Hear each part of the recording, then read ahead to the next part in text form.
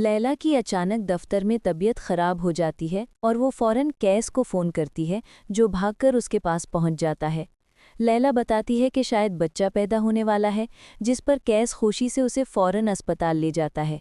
Doctor उसे operation room में ले जाते हैं और थोड़ी देर बाद बताते हैं कि लैला को खून की ज़रूरत है।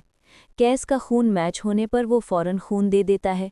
कुछ देर बाद खुशखबरी मिलती है कि लैला के यहाँ बेटा पैदा हुआ है, अगरचे उसे अभी होश नहीं आया। लैला के वालदैन और सब घरवाले खुशी से अस्पताल पहुंच जाते हैं। जब लैला को होश आता है तो कैस उसका हाथ पकड़कर कहता है कि तुमने मुझे ज़िंदगी की सबसे बड़ी खुशी दी है। लैला को घर लाया जाता है, जहां मजीद और उसका ख़ानदान पहले से मौजूद होते हैं। वो बताता है कि डकैतों ने उनके घर पर हमला किया, रशीदा को बांधा और एजाज ने सिद्रा से बदतमीज़ी की। रफ़ीक साहब उसे गलतियों का एहसास होने पर माफ़ कर देते हैं। इसी दौरान निगत रोती हुई आती है और बताती है कि हमीद की कंपनी बर्बाद हो गई है और उसने गुस्से में उसे तलाक दे दी।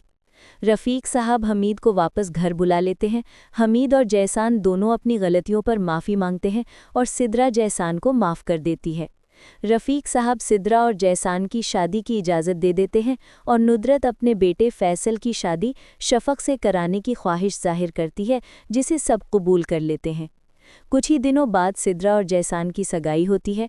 उसी दिन लैला का सालगिरह भी होता है, जिस पर कैस उसे सरप्राइज़ देता है। ख़ानदान खुशियों में जुड़ जाता है। बाद में फैसल और शफ़क़ की भी सगाई हो जाती है और यूं सिद्रा और जैसान के डांस के साथ जम्मा तकसीम ड्रामे का खूबसूरत इख्तिताम हो जाता है।